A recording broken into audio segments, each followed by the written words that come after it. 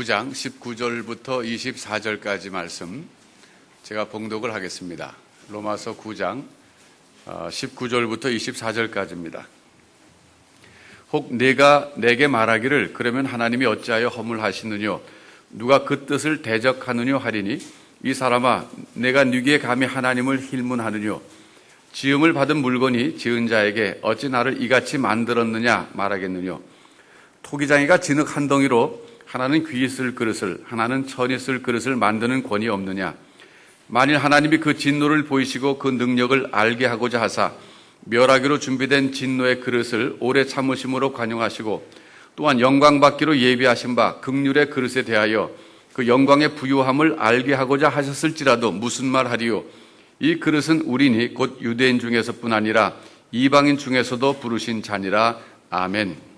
오늘은 토기장의 비유인데 로마서 9장을 계속 하고 있어요. 로마서 9장은 참 사도 바울께서 하나님의 그 성령의 영감을 받아서 기록한 하나님의 말씀이라서 그런지 아주 굉장히 구조적으로 탄탄합니다. 아주 빈틈이 없어요. 로마서 9장에서는 이스라엘의 구원 문제를 다룬다 그랬잖아요. 그런데 이스라엘이 결국 문제가 뭐냐면 왜 예수님을 메시아로 안 믿느냐. 여기 참 사도 바울의 고민이 있는 거예요. 그러니까 사도 바울은 이방인의 사도로 부름받았잖아요. 그래서 이방인들에게 가서 복음을 전하면 오히려 이방인들은 예수님이 메시아인 것을 잘 믿어요. 그래서 구원을 받아요. 그런데 자기 동족들은 안 믿는 거예요. 가는 데마다 오히려 사도 바울을 핍박합니다. 그러니까 인간적으로 답답한 거예요. 그래서 사도 바울이 로마서 9장 초반부에서 이런 고백하잖아요. 내가 차라리 저주를 받아서 그리스도에게 끊어지고 대신에 그런 말은 없지만 대신에 이제 암시적으로 나오면 대신에 유대인들이 내 대신에 그리스도에게 접붙임을 받는다면 난 차라리 그 길을 택하겠다. 뭐 이런 식으로 고백해요. 그러니까 자기 동족에 대한 그 뜨거운 사랑을 그렇게 내보여주고 있어요. 이제 그러면서 사도 바울 나름대로는 자기 동족이 왜 그 예수님을 메시아로 안 믿는지 이해가 안 되는데 이해를 하려고 노력하는 거예요. 그러다가 이해를 합니다. 이해를 했는데 그게 뭐냐면 첫 번째로 구원받는 것은 혈통으로 이스라엘 사람이라고 해서 자동적으로 혈통에서 구원받는 건 아니다. 그걸 깨달았어요. 어떻게 깨달았습니까? 그걸 어떻게 깨달았는지는 이제 성령께서 깨닫게 주셨을 텐데 그가 우리에게 쉽게 이렇게 설명해 줘요. 이삭과 이스마엘을 비교해 봐라. 그렇게 설명해 주는 거예요. 그래서 인물 비교를 해 주는 거예요. 물론 이스마엘이라고 하는 이름은 안 나와요. 로마서 9장인데 이삭이라는 이름은 나와요. 그래서 이삭은 약속의 자손이라는 거예요. 그리고 이스마엘이라는 이름은 안 나오지만은 암시적으로 이스마엘은 육신의 자녀라는 거예요. 그러니까 하나님의 자녀로 누가 인정받았느냐 하면은 이삭이 하나님의 자녀로 인정받았는데 왜? 약속의 자녀이기 때문이다. 약속받은 사람이 구원받는다 그런 뜻이에요. 그 다음에는 또 야곱과 에서를 예로 듭니다. 그러면서 에서와 야곱이 태어나기도 전부터 하나님의 선택에 의해서 되는 구원이라고 하는 원리 때문에 야곱이 선택받았다는 거예요. 그러면서 거기서 또 중요한 원리를 얘기해 주고 그 다음에 세 번째로는 모세와 바로를 또 예를 드는 거예요. 그러니까 의도적으로 두 사람을 짝지어서 예를 드는 거예요. 이삭과 이스마엘, 야곱과 에서, 모세와 바로. 그래서 모세는 애굽의 궁정에서 왕자로 교육받았고 그 당시 바로도 같이 궁중에서 교육받았잖아요. 우리 쉽게 봐서 알잖아요. 쉽게 봐서. 영화 봐서 알잖아요. 그런데 하나님께서는 모세를 긍휼히 여기셨다는 거예요. 결국은. 자기 어머니 요게벳을 친어머니인데 유모처럼 들어갈 수 있도록 환경을 통해서 역사해 주셔서 그 어머니의 젖을 먹으면서 크면서 자기가 유대인이라는 걸 알게 됐고 그러면서 모세가 참 하나님의 사람으로 선택돼가지고 쓰임 받았는데 그래서 모세는 긍휼하심을 입은 사람이고 바로는 긍휼하심을 입지 못한 사람이에요. 그래서 로마서 9장 오늘 19절부터 봤습니다마는 17절 18절에 보면 하나님께서는 바로를 강팍해 하셨다 그렇게 말하고 있어요. 18절에 보면 하고자 하시는 자를 강팍해 하셨느니라 그랬어요. 그러니까 바로가 10번이나 하나님의 능력을 체험했어요. 근데 그걸 우리 이제 재앙이라고 말하지만 사실 하나님의 능력입니다. 이적이에요. 그런데 바로만큼 하나님을 믿으려고 맘만 먹었으면 쉽게 믿을 사람은 없어요. 여러분 가운데 그 중에 10가지 이적 가운데 한 가지만 직접 눈으로 봐도 여기 하나님 믿을 사람 다 알 거예요, 아마. 근데 바로는 누구보다도 가까운 근거리에서 10가지 이적을 봤으면서도 안 믿었단 말이에요. 그러니까 대단한 그 사람이에요, 이 사람. 그런데 하나님께서는 왜 바로가 그렇게 안 믿었느냐? 하나님께서 하고자 하신 자를 강팍케 하셨기 때문에. 그러니까 바로를 강팍케 하셨다는 거예요. 그러니까 안 믿었다는 거예요. 모세는 긍휼히 여김을 입도록 하셨기 때문에 믿었다는 거예요, 바꿔 말하면. 그런데 여기서 문제가 생기는 거예요. 그러면 하나님께서 바로를 강팍케 하셨다 그러면은 그거는 좀 약간 문제가 되죠. 그래서 제가 지난주에 설명해 드렸잖아요. 성경에서 하나님께서 하고자 하신 대로 강팍케 하신다는 말씀은 적극적으로 하나님이 강팍케 막 만드시는 게 아니라 그냥 내버려 둠으로써 강팍케 됐다는 거잖아요. 그게 중요한 개념이에요, 여러분. 그 유기라고 하는 말로 써요. 내버려 두셨다. 로마서 1장부터 제가 3번에 걸쳐서 반복되는 내어버려 두셨다는 걸 다 찾아봤잖아요. 기억나시죠? 그게 바로 그거예요. 하나님이 적극적으로 바로를 강팍케 하신 게 아니에요. 그거 오해하지 마세요. 하나님 그렇게 안 하십니다, 아무도. 그냥 죄인 된 상태에서 모세나 바로나 사실 똑같은 죄인이에요. 똑같은 죄인이라 내버려뒀으면 모세도 강팍하게 되는 거예요.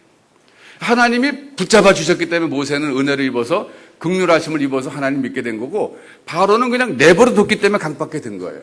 그러니까 성경이 하나님이 하고자 하시는 자를 강팍케 하시니라 했을 때는 적극적으로 강팍케 하시는 게 아니라 그냥 그 상태로, 강팍한 상태로 내버려두고 건져주지 않으면 그냥 그렇게 강팍하게 되는 거예요.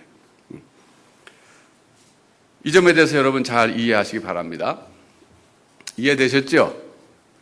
대답이 좀 없어요. 이해되셨죠? 근데 19절 보세요. 그 다음에 이어지는 질문이 이런 거예요. 이건 이제 가상적인 질문이에요. 바울 사도가 누구에게 직접 들은 질문이 아니라 가상적으로 이런 질문이 있을 수 있다 그래서 질문하시는 건데, 혹 내가 내게 말하기를 그러면 하나님이 어찌하여 허물하시느냐? 누가 그 뜻을 대적하느냐 하리니 그랬어요. 이 말이 무슨 뜻이냐면요. 이게 번역만 봐갖고 무슨 뜻인지 잘 몰라요. 하나님이 어찌하여 허물하시느냐 하는 것은 어떻게 하나님이 그럼 바로에게서 나중에 심판하실 때 너 왜 강팍하게 살았느냐라고 책임 추궁을 어떻게 하시겠느냐 그런 뜻이에요. 다시 한번 말씀드릴게요. 바로가 강팍한 삶을 살았어요. 하나님이 나중에 심판하시겠습니까? 안 하시겠습니까? 하시죠. 그때 바로에게 너 왜 이렇게 강팍했냐? 10번이나 이적을 보고도 왜 회개하지 않았느냐? 그렇게 물으실 수가 없지 않겠느냐? 그런 거예요. 왜? 하나님이 강팍하게 하셨다 그랬잖아요. 그러면은 병주고 약국은 말은 틀리지만은 하나님이 강팍하게 하시고 나서는 너 왜 강팍했느냐? 물을 수 없잖아요. 그렇게. 그런 가상의 질문을 하는 거예요. 그러나 이 질문에 대해서 우리가 또 답변을 찾는다면 먼저 18절에서 아까 강팍케 하시느니라 그 말씀에 대한 해석을 다시 한번 제가 말씀드립니다. 하나님께서는 바로를 적극적으로 강팍하게 한 게 아니에요. 그냥 내버려 둠으로써 강팍하게 된 거예요. 그렇기 때문에 하나님이 책임을 지실 일은 아니에요. 그건 바로의 책임이에요. 그렇죠. 1차적으로 그렇습니다. 그러면서 두 번째로 20절에서 이렇게 답변하는 거예요. 이 사람아, 내가 뉘기에 감히 하나님을 힐문하느냐? 지음을 받은 물건이 지은 자에게 어찌 나를 이같이 만들었느냐 말하겠느냐? 토기장이가 진흙 한 덩이로 하나는 귀에 쓸 그릇을 하나는 천에 쓸 그릇을 만드는 권이 없느냐? 여기 그릇이 있어요. 그 유명한 토기장이와 진흙의 비유를 말씀하고 있는 거예요.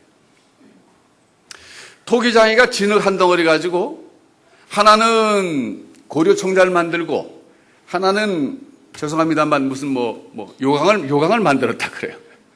그러면 요강이 말이죠. 그 도공한테 그 당시 도공 하필이면 나를 왜 그 요강으로 만들었습니까? 나도 좀 품위 있게 이렇게 고려 청자 술잔이라든지 이런 물잔으로 만들어 주시죠. 물병으로 만들어 주시죠. 그렇게 말할 권리가 있느냐?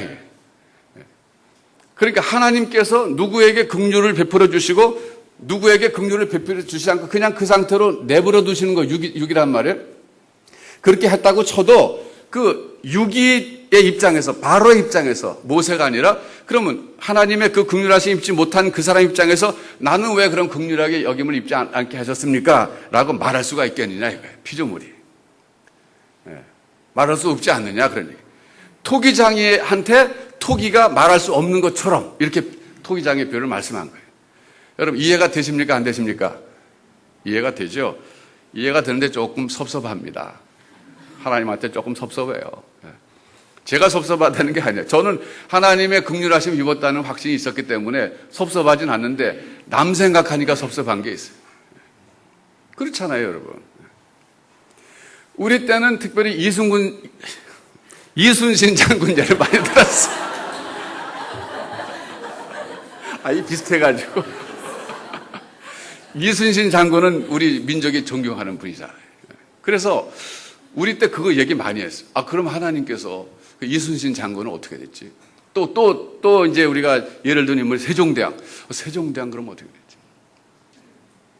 그 예수 안 믿었으니까 지옥 갔겠네. 그래서 굉장히 고민했어요, 우리. 그래서 우리가 그걸 놓고 막 얘기하는데 뭐 결론을 찾을 수 없는 거죠. 참 어려웠어요. 그래서 이제 저는 그때 이 문제, 그러니까 하나님께서 왜 누구에게는 긍휼을 베풀어 주시고 누구에게는 안 주시느냐. 물론 하나님께서 뭐 주권적으로 하시는 것에 대해서 우리가 말할 수는 없잖아요. 그러나 그걸 그대로 받아들인다는 것은 정말 힘들더라고요. 굉장히 마음이 언짢은 것도 있고, 그랬어요. 제가 그래서 그때 이제 젊은 날에 신앙적 방황을 많이 했는데, 그때가 이제 10대 후반하고 20대 초반이었어요. 제가 돌이켜보니까.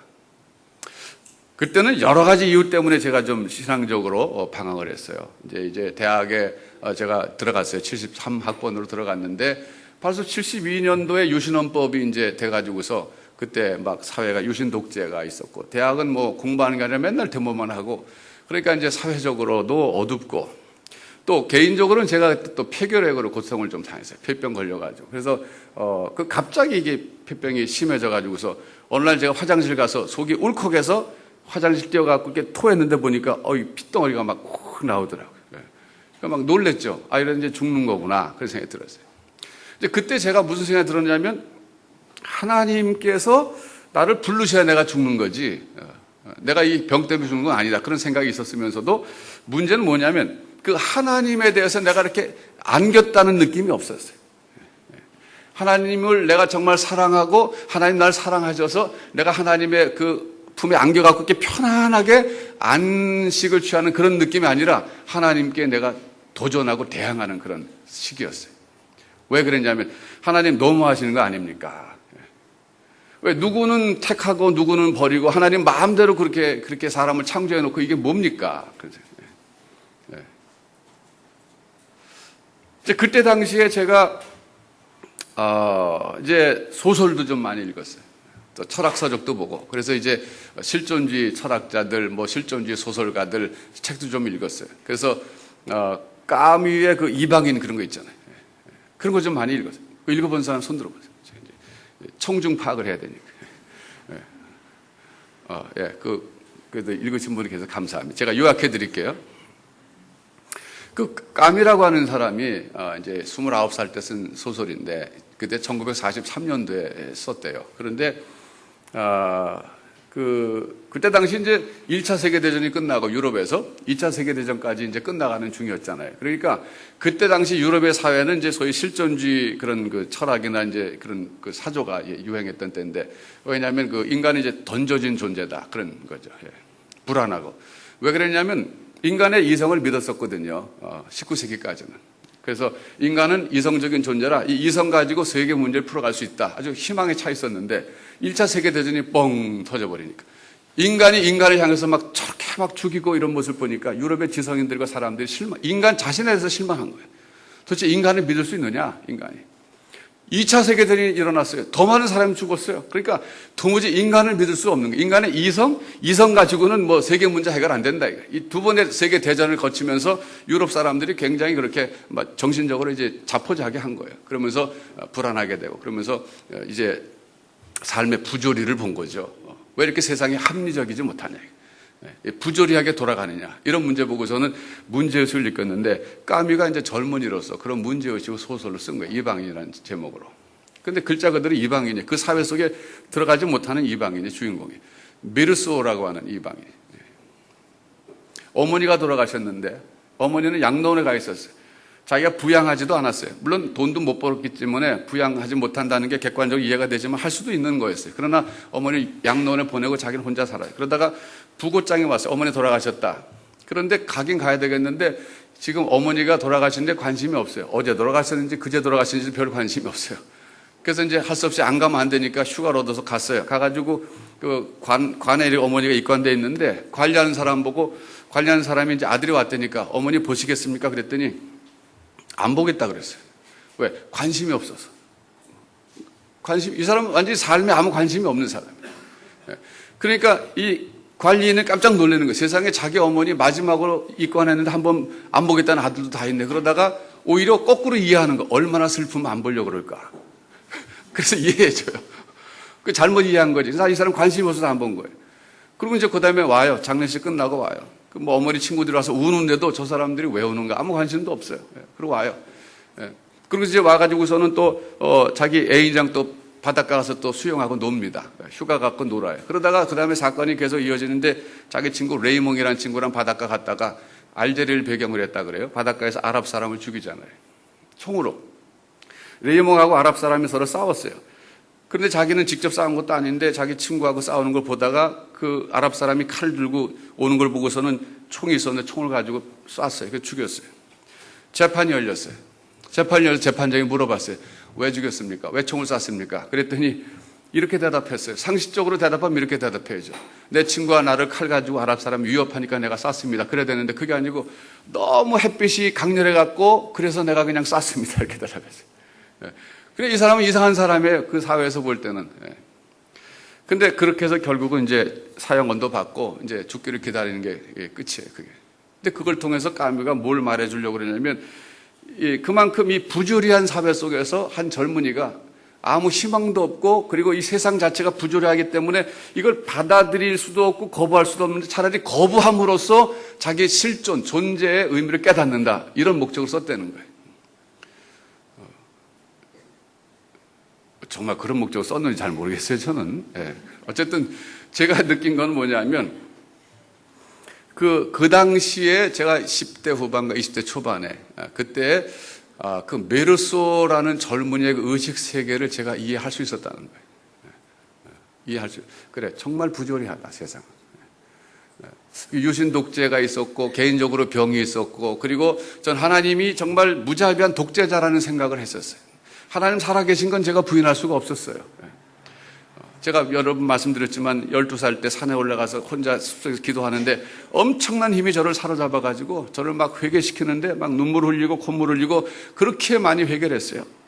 정말 12살짜리가 무슨 죄가 그렇게 많았었는지 모르지만은 엄청나게 눈물 흘리고 회개했어요. 회개한 다음에 그 다음에 저는 하나님 살아계신 걸 제가 알았는데 그 이후로 저를 신앙적으로 지도해 줄 사람들이 없었어요. 주변에. 그래서 저는 참 지도하는 사람이 중요하다고 생각해요. 그때 제 주변에 누가 있었냐면 우리 어머니가 계시고 우리 늘 기도해 주는 그런 할머니들 뭐 수원 할머니, 영등포 할머니 이런 분들이 계셨는데 그런 할머니들이 늘 기도하시는 분들이에요. 그래서 그분들의 신앙생활은 기도예요. 기도가 신앙생활의 유일한 형태 같아요. 거의. 그래서 그분들이랑 그 어떤 날 그 기도원이 나와도 집에서 같이 자게 되면 내 자다가 깨면 지금도 기억에 남아요. 이렇게 검은색의 실루엣이 있어요. 이렇게 밤중이니까 껌껌하게 실루엣이 있는데 담요 뒤집어 쓰고 이분들이 밤새 기도하는 거예요. 근데 소리도 안 내고 기도해요. 그냥 밤새. 그럼 내가 자다가 또 깨도 또 그 검은색 실루엣이 또 무슨 포대자루처럼 이렇게. 그러니까 이분들은 계속 기도만 하는 거예요. 그러니까 굉장히 신령했어요. 신령했는데 좀 실수도 많이 했지만 어쨌든. 뭐 예언했는데 틀린 것도 많고. 하여튼 우리 예배드리자 그러면 그분들을 이렇게 성경책 본문 찾을 때 탁 이렇게 찾아서 처음에 눈에 띄는 거 이렇게 해가지고 무릇 교만하게 행하는 자를 그가 능히 낮추심이라. 우리 보고 교만하지 마라. 그리고 결론은 예수 잘 믿어라 이거예요. 그러니까 어디를 펴도 마찬가지. 예수 잘 믿어라. 신앙생활 차려라. 이거. 그러니까 그래놓고 기도는 했다면 무릎 꿇고 한 40분 50분 기도하니까 막 무릎 저리고 아프고 그러니까 예배 드릴 때마다 도망가고 싶고 도망도 못 가고 죄 받을까 봐 벌 받을까 봐. 그리고 돌아가면서 참 안수기도 해주고 그래서 저는 이제 그런 식으로 제가 신앙생활을 해야 된다고 생각했어요. 그리고 그분들을 보고 그분들은 제가 이제 그런 방언의 체험을 하고 하나님 살아계신 거 알았을 때 신앙생활 어떻게 해야 됩니까? 그럼 기도 많이 하라 그거예요. 근데 생각해 보세요. 중학생이 공부해야죠. 나가 놀아야죠. 언제 기도합니까? 기도는 못하겠죠. 바쁘죠. 그러니까 제 마음속에 죄의식만 쌓이는 거예요. 기도해야 되는데 이거 큰일 났네.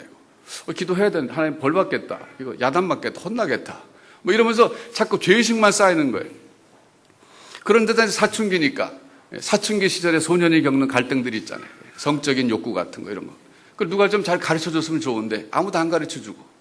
나중에서 제가 깨달았어요. 10대 후반에 가서 말틴 루터가 그런 말 했다 그러더라고요.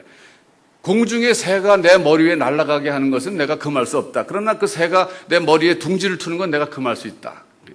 그러니까 우리 속에서 온갖 그런 그런 성적인 욕구와 그리고 도덕적인 그런 미움 같은 거 내 생각 속에서는 발생할 수 있지만 거기에 내가 아멘 그러면 아멘만 안 하면 된다 이거예요.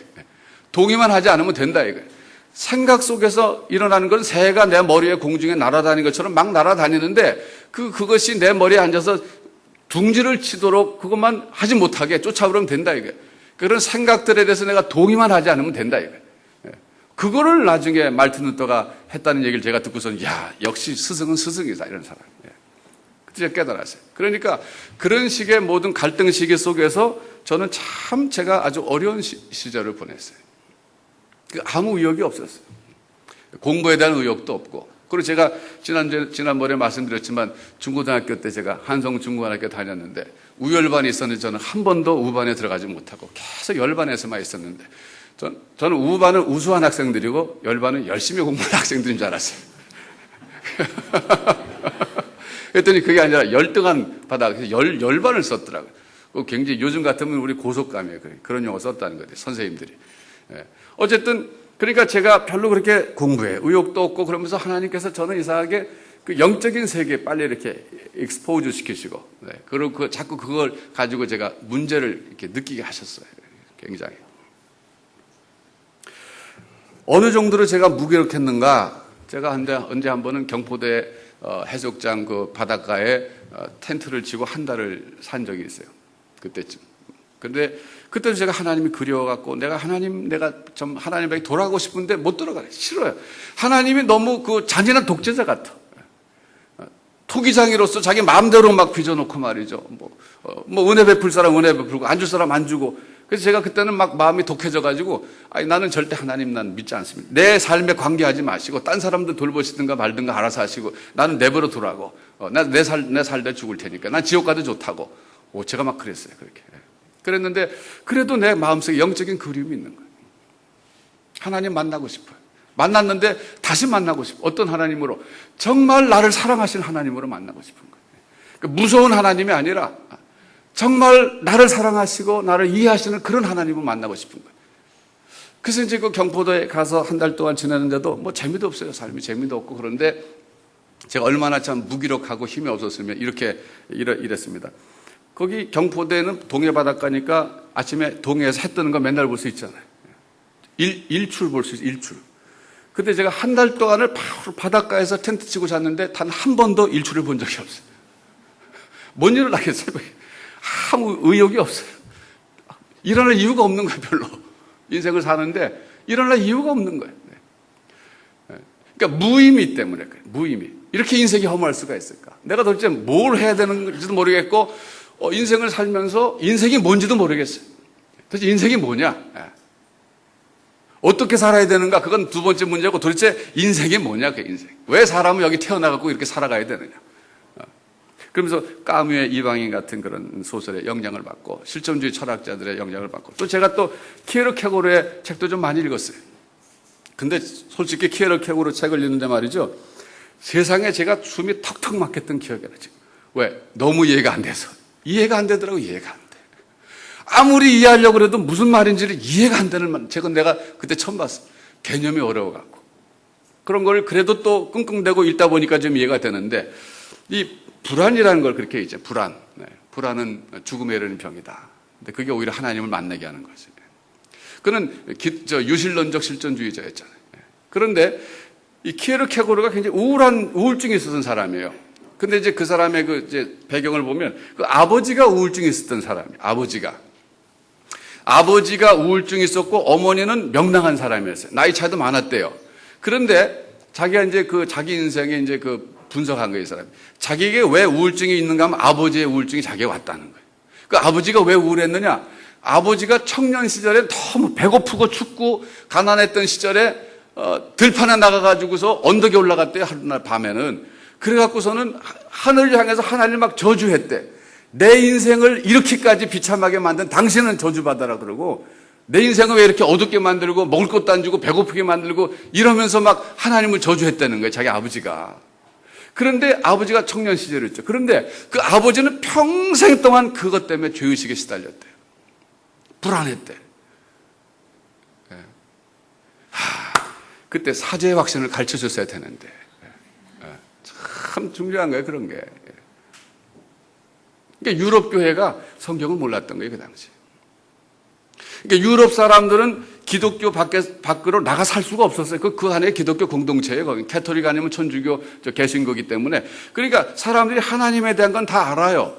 그러니까 막 춥고 배고플 때 화가 나니까 하나님 막 저주한 거지. 그런데 그 불안과 우울증이 자기에게 왔다 이거예요. 기억하면서. 그런데 감사한 것은 그래 자기 어머니는 밝고 명랑한 사람이기 때문에 그 어머니의 밝은 게 자기에게도 왔다는 거예요. 그러면서도 자기도 불안해요. 그 사람 그 케르케고르도 어떤 여인을 사랑해서 프로포즈에다 막 거절당하고 막 그러잖아요. 우울하게 살다 가더라고요. 근데 어쨌든 그런 사람의 그 좀 방황 같은 것도 제가 좀 이제 많이 이해했고, 그러면서 또 이해했던 사람은요, 이제 소설가 가운데 왜 도스토옙스키 있잖아요. 죄와벌.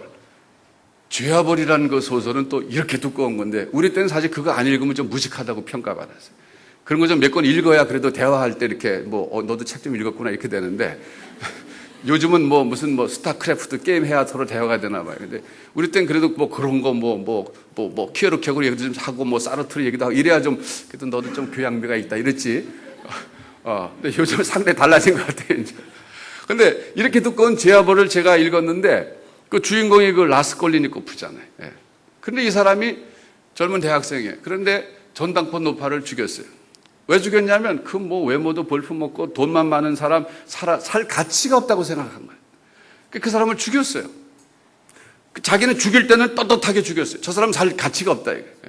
그래놓고 불안해하는 거예요. 그래놓고 죄의식 속에 계속 시달리는 거예요. 근데 마침 그 전당포를 이렇게 벽을 이제 페인트하고 이렇게 칠하기 위해서 갔던 순진한 청년들이 대신 걸려들었어요. 노파 살해 용의자로. 그러니까 그걸 보면서 더 괴로워하는 거예요.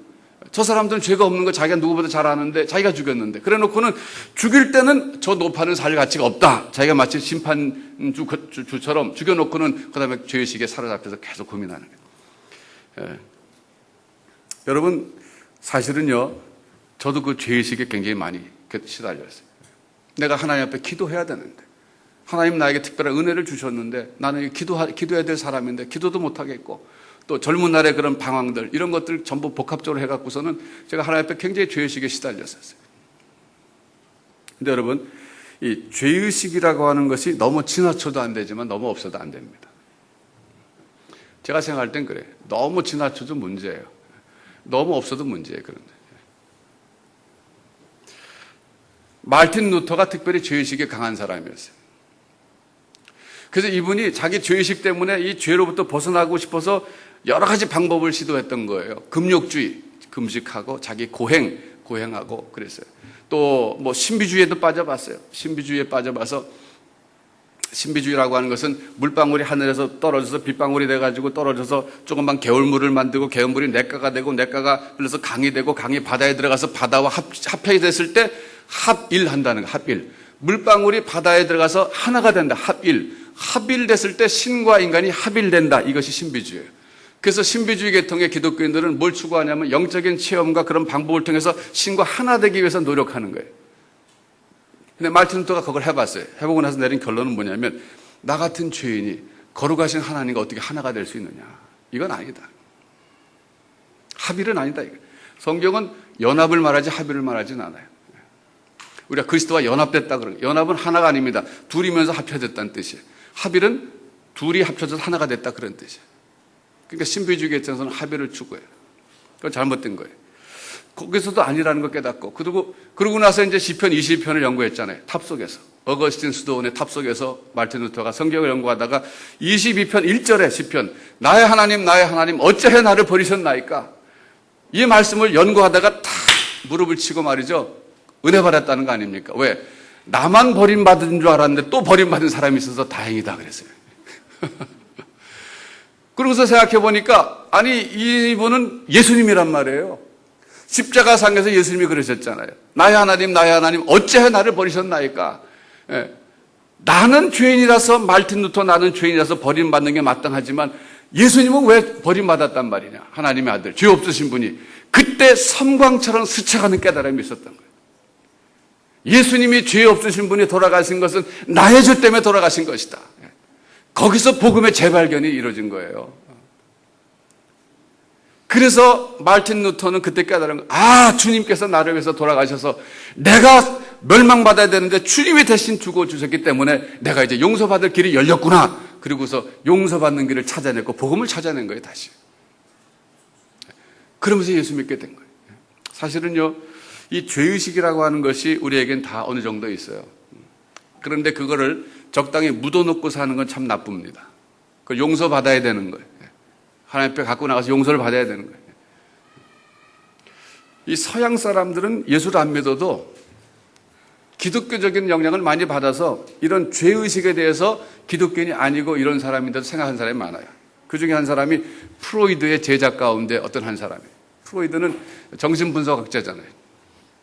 근데 이제 프로이드는 말이죠. 이 사람은 그 심리 분석한 결과 죄성을 발견한 사람이에요. 제가 볼 때는. 그걸 뭐라고 얘기했냐면 인간에게는 자기를 파괴하고자 하는 성향이 있다. 이렇게 얘기했어요. 인간 속에 정신을 분석해 보니까 이 사람 그걸 죄라고 말을 하진 않았어요. 그런데 인간 속에는 자기 인간 존재를 끊어버리려고 하는, 즉 죽이려고 하는, 파괴시키려고 하는 이런 이상한 성향이 있다. 이렇게까지 말했어요. 근데 그걸 우리는 죄라고 말하는데 그 사람은 죄라는 말 안 했어요. 죄라고 말하면 학문적으로 쓰임 못 받잖아요. 그런데 프로이드의 다른 제자들은 그걸 어떻게 해석했냐면은 진화론적 입장에 서가지고 그건 맹수의 수성이 아직 덜 진화된 것을 이렇게 봤어요. 진화론이 무서운 거예요, 여러분. 참 진화론은 여러 군데에서 말썽이에요. 문제예요. 그러니까 프로이드가 발견한 인간에 있는 그 죄성, 성경은 죄성이라고 말하는데 그거를 인간을 파괴하려고 하는 성향이라고 봤는데 다른 제자들은 it's okay. 그거 괜찮아요. 그거는 시간만 지나가면 덜 진화돼서 그런 거야, 인간이. 아직 맹수의 성질이 남아있어서 그래. 요즘으로 하면 개 같은 성질이 남아있어서 그런 거니까 시간이 지나서 2억만 년, 3억만 년 지나가면 완전히 진화돼가지고 인간 속에 그게 없어질 거야 라고 긍정적으로 봤어요, 그 사람들은. 그러니까 진화는 이게 잘못된 거예요. 그게 아무리 오래 가도 그게 없어집니까? 안 없어지는 거예요. 그 중에 또 한 사람이 이렇게 말했어요. 너무 자기가 죄의식이 있으니까 이 사람은 어떻게 했냐면은 자기 위에 창조주 인정하지 않거든요. 진화론적 세계관에 입각한 사람이니까 창조주는 없어요. 그러니까 인간이 자꾸 자기가 죄의식 때문에 고통스러워 하거든. 그러니까 그 죄의식에서 벗어나기 위해서 이렇게 자기 자신을 향해서 선언해 줬습니다. 내가 너를 용서하노라. 이렇게. 자기가 자기를 용서한다는 거예요. 하나님이 우리를 용서해 주셔야 되는데 하나님의 존재는 인정하지 않아요. 그렇다고 뭐 자기가 내적으로 지은 죄, 개인적으로 지은 죄를 법정해가지고 판사가 무죄다 이렇게 할 수는 없는 거 아니야. 그러니까 너무 죄의식에 시달리니까 신적인 존재도 인정하지 않아요. 그러니까 자기가 거기서 해방받기 위해서 어떻게 하냐면 자기가 자기 자신을 향해서 내가 너를 용서하노라. 그리고 그때부터 이제 용서받았다고 기뻐하는 거예요.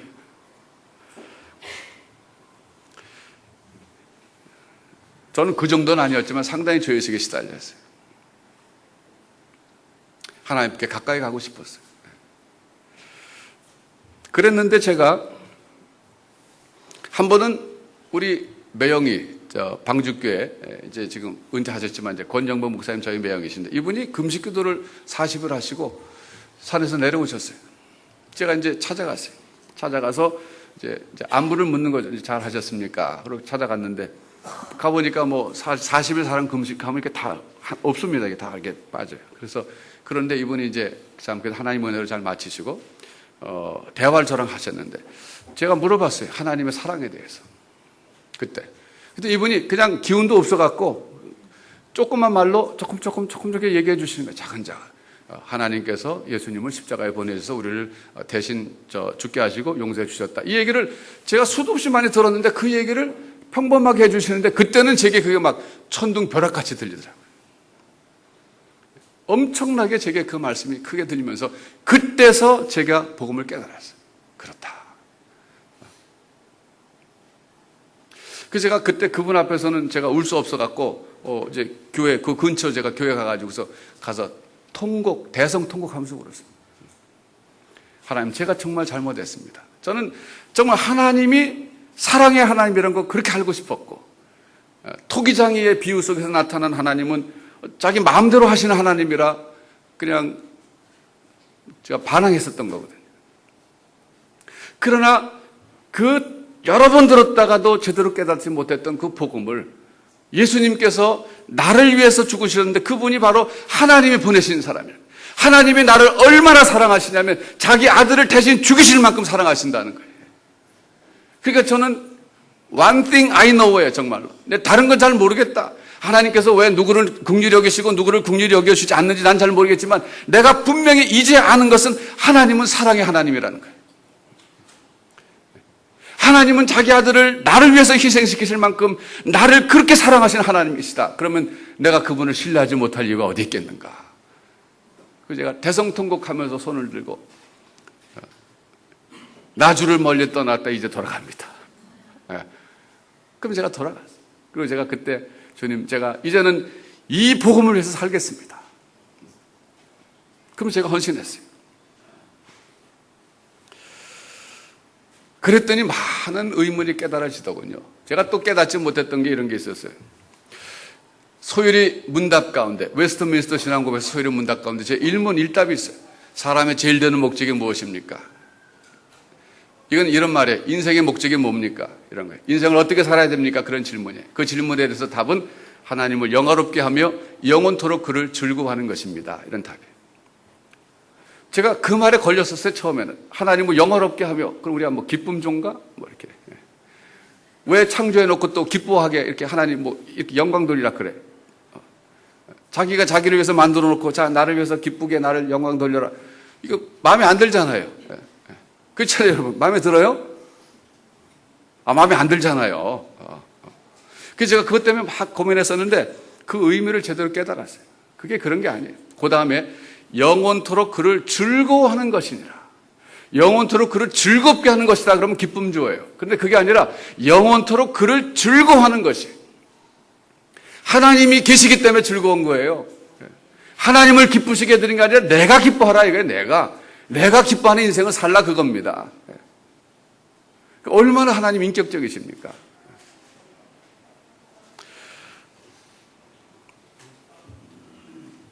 여러분, 요전에 김정원 선교사님 오셔서 설교하실 때 아주 정말 좋은 말씀 해주고 가셨어요.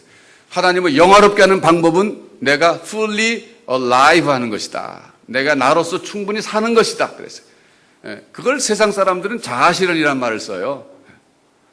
학교에서 배우셨죠, 여러분?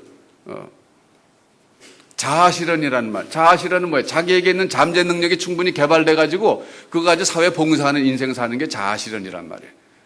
결국 그게 fully alive 하는 거예요. 하나님께서 여러분에게 주신 은사가 있단 말이에요. 한 사람 한 사람.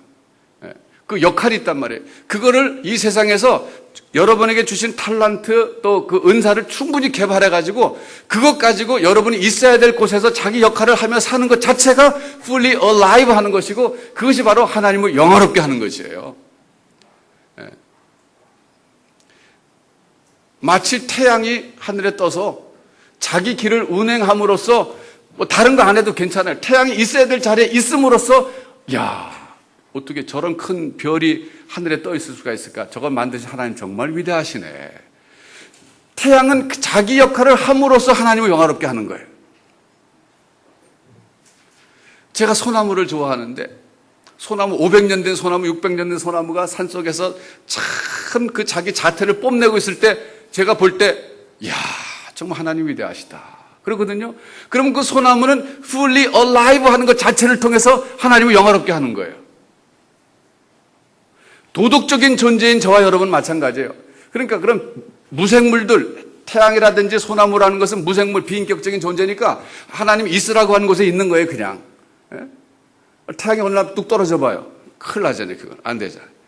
그런데 도덕적인 존재들은 말이죠. 하나님이 있으라고 한 자리에 있을 수도 있고 스스로 거부할 수도 있는 거예요. 이게 다른 거예요. 그러니까 태양이라든지 소나무는 하나님이 있으라고 한 자리에 있는 거예요. 자유의지가 없어요, 그것들은. 근데 하나님의 형상대로 지음받은 우리들에겐 하나님이 자유의지를 주셨단 말이에요. 하나님이 있으라고 한 자리에 있을 수도 있고 없을 수도 있게끔 우리에게 결정권을 주셨다는 거예요, 그게. 이것이 우리를 굉장히 인격적으로 대우하시는 거예요, 여러분. 그런데 그걸 거절할 때는 우리가 하나님을 영화롭게 못하는 거예요. 그러니까 여러분들이 하나님을 영화롭게 하는 방법은 하나님이 여러분에게 주신 기프트가 있단 말이에요. 은사가 있어요. 세상에 살 때 누구보다 잘하는 게 있어요. 그걸 충분히 개발하시라. 그걸 충분히 개발하셔서 그것 가지고 할 수 있는 사회에 들어가서 그 역할을 제대로 함으로써 하나님을 영화롭게 한다. 그런 여러분의 삶을 볼 때 저 사람 예수 믿는 사람이고 하나님 믿는 사람인데 정말 성실하게 일 잘해. 그 분야에서 너무 탁월하게 일을 잘해. 그것 자체가 하나님께 영광 돌리는 거예요.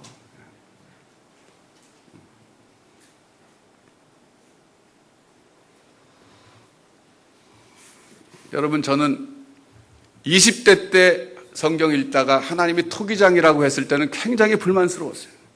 그래서 제가 반항했어요. 하나님 뭐 마음대로 하시고 싶은데 다 하시네. 그러니까 우리 보고 무슨 책임을 물어. 막 그런 거예요. 그런데 50대 때 와서는 하나님이 토기장이라는 사실이 그렇게 고맙고 감사할 수가 없어요. 왜? 하나님이 내 인생을 빚고 계시기 때문에 안심이 되는 거예요. 내 인생을 나보고 빚으라 그랬으면 정말 졸작 중에서 졸작이 나왔을 텐데 하나님이 빚으셨기 때문에 걸작품이 될 수 있는 거예요. 여러분의 인생을 여러분이 빚어가는 게 아니라 토기장이신 하나님이 빚고 계시기 때문에 여기까지 온 거예요, 지금. 여기까지 빚어진 겁니다. 그러니까 안심하고 감사하죠. 제가 성경 몇 구절 좀 소개해 드릴게요. 토기장에 대한 거예요. 이 사도 바울께서 로마서에서 이 구원론을 말씀하시면서 토기장의 비유를 쓰셨는데 이건 사도 바울의 창작은 아니에요. 구약의 이사야 선지자도 썼고 예레미야 선지자도 토기장의 비유를 썼어요. 그래서 제 생각에는 이분이 구약 성경을 워낙 많이 하신 분이니까 그걸 이사야서를 읽으시고 예레미야서를 읽으셔서 토기장의 비유를 알고 계시다가 다른 상황에서 토기장의 비유를 적용하신 거라고 봐요. 성령의 감동을 받아서. 자, 우리 찾아보겠는데 이사야 45장 9절입니다. 구약 성경 이사야 45장 9절.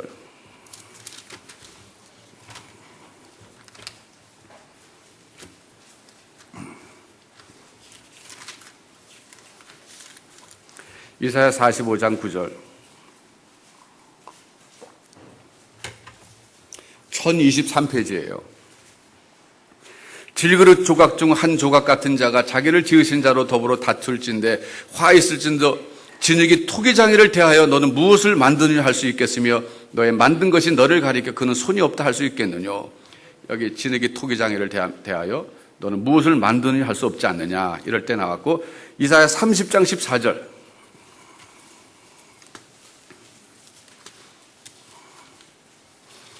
이사야 30장 14절 보세요. 그가 이 나라를 회파하시되 토기장이가 그릇을 회파함같이 아낌이 없이 파쇄하시리니 그 조각 중에서 아궁이에서 불을 취하거나 물 웅덩이에서 물을 뜰 것도 얻지 못하리라. 여기 보면 나라를 회파하시는 하나님이에요. 즉 나라를 흥망성쇠를 쥐고 계시는 하나님.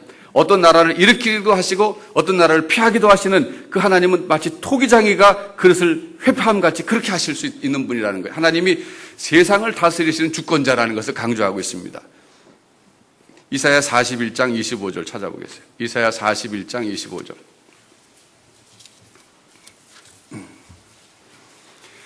(1017페이지입니다) 1017페이지. 이사야 41장 25절. 내가 한 사람을 일으켜 북방에서 오게 하며 내 이름을 부르는 자를 해돋는 곳에서 오게 하였나니 그가 이르러 방백들을 회산물같이 토기장에 진흙을 밟음같이 밟을 것이니. 여기 보면 하나님이 필요할 땐 사람을 일으켜갖고 그래서 나라를 토기장이가 진흙을 밟음같이 그렇게 회파하신다는 거예요. 결국 세상의 통치권자, 주권자, 세상을 다스리는 하나님, 마치 토기장이가 진흙을 밟음같이 밟는 그런 주권자라는 것을 여기서 묘사하고 있습니다. 그 다음에 예레미야로 가겠습니다. 예레미야 18장 6절. 이번에는 예레미야 선지자예요. 예레미야 18장 6절 7절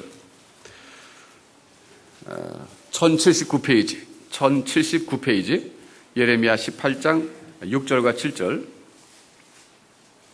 나 여호와가 이르노라 이스라엘 족속아 이 토기장이 하는 것 같이 내가 능히 너희에게 행하지 못하겠느냐 이스라엘 족속아 진흙이 토기장의 손에 있음 같이 너희가 내 손에 있느니라 내가 언제든지 어느 민족이나 국가를 뽑거나 파하거나 멸하리라 한다고 하자. 그래서 그 이하 쭉 나오는 얘기 보면 하나님은 어떤 민족을 뽑기도 하시고 세우시기도 하시고 토기장이가 진흙을 가지고 마음대로 만드시는 것 같이 그렇게 하신다 이거예요.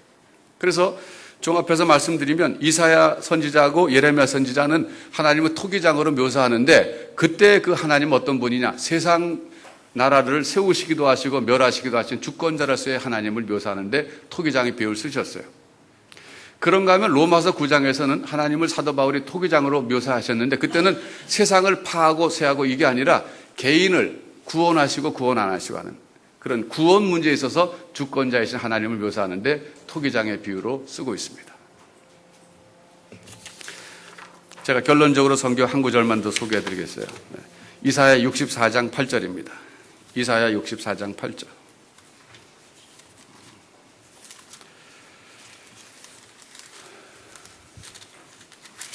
이사야 64장 8절 말씀. 우리 같이 함께 한번 읽어보겠습니다. 이 말씀. 저는 이 말씀이 얼마나 위로가 되고 은혜가 되는지 몰라요. 하나님은 토기장인데 우리 아버지시라는 거예요. 이사야 64장 8절 1045페이지 같이 함께 읽겠습니다. 시작. 그러나 여호와여 주는 우리 아버지시니이다. 우리는 진흙이요 주는 토기장이시니 우리는 다 주의 손으로 지으신 것이라. 아멘. 하나님 아버지가 토기장이신데 우리 아버지시라. 그래서 우리 한 사람 한 사람은 아버지이신 하나님이 토기장이신데 우리를 사랑하시는 그분이 우리를 빚고 계시다는 거예요. 저는 20대 때는 하나님이 토기장인 것이 불만이었는데 50대 때는 토기장이신 하나님 얼마나 감사한지 몰라요. 안심이 됩니다. 우리나라가 지금 천안한 사태 이후에 남북 간의 긴장이 점점 고조되고 있지만은 나라의 흥망성쇠는 하나님이 지고 계신 것이지 정치인들이 지고 있는 것이 아니라 어느 군부가 지고 있는 것이 아니라는 거예요. 하나님이 지고 계시기 때문에 안심이 되는 거예요. 또 내 인생도 마찬가지입니다. 내 인생도 내가 빚는 게 아니라 하나님이 빚으시기 때문에 감사하고 안심이 되는 거예요.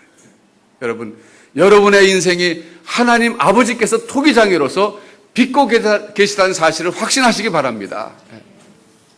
제가 이제 한마디만 더 마치겠습니다. 제가 이제 이렇게 신앙적으로 방황하다가 참 예수님을 통한 하나님의 사랑을 깨닫고 돌아왔는데 그때 제가 돌아와서 복음을 전하겠습니다. 그러고 돌아왔는데 복음은 곧 하나님 나라입니다. 그 이후에 제가 성경을 배운 게 뭐냐면 하나님 나라를 배웠어요. 보니까 하나님께서는 하늘에서 뜻이 이루어진 것 같이 땅에서도 이루어지이다. 하나님의 나라를 지금 이루어가고 계신 거예요. 그래서 제가 이 하나님 나라를 보게 되니까 내 삶을 하나님 나라 완성에다가 드려야 되겠다.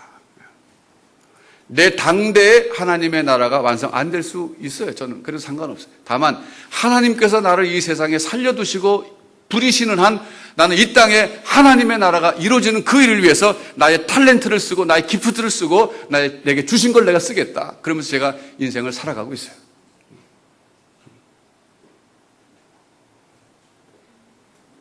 그런 점에서 볼 때 저는 여러분들도 그렇게 하실 거라고 믿습니다.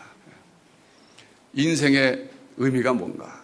제가 20대 때 그런 까메 이방인을 읽으면서 메르소에게 제가 동조했어요. 참 이 사람 이해된다. 그랬는데 제가 시간이 지나면서 인생의 의미를 하나님의 사랑을 깨닫고 나서부터 제대로 깨달았어요. 할 일이 생겼어요. 그 전까지는 제가 바닷가에서 한 달을 살면서도 일어나서 그 참 해 뜨는 거 보지 못할 만큼 일어날 이유가 없었는데 하나님의 나라를 보고 나니까 일어날 이유가 있는 거예요. 내가 인생을 살 이유가 있는 거예요. 내가 목숨을 바칠 일을 발견한 거예요. 그래서 저는 오늘도 이렇게 걸어가고 있는 거고 살아가고 있는 거예요. 그러면서도 하나님이 내 인생을 빚고 계시다는 거예요. 그럼에도 불구하고 내가 빚는 게 아니에요. 하나님 빚고 계시다. 하나님이 빚기 때문에 하나님의 작품으로 내 인생이 끝날 것을 저는 확신합니다. 그래서 안심하는 거예요. 나는 부족하고 연약해도 결국 하나님께서 은혜로 내 인생을 아름답게 만들어 주실 것이다. 하나님이 긍휼을 베풀어 주실 것이다. 이런 확신이 있기 때문에 감사하면서 가고 있는 겁니다. 여러분들도 그 확신하시기 바랍니다. 하나님이 여러분들을 아름답게 빚고 계신 거예요. 여러분의 인생의 마지막은 하나님의 걸작품으로 끝나게 될 줄로 믿으시기 바랍니다. 하나님 나라를 위해서 헌신하십시오. 하나님 부르신 그곳에서 정말 헌신하시고 하나님께 쓰임받는 그런 그릇이 되게 해달라고 기도하십시오. 그럴 때 하나님이 여러분을 쓰실 줄로 믿습니다. 기도하겠습니다.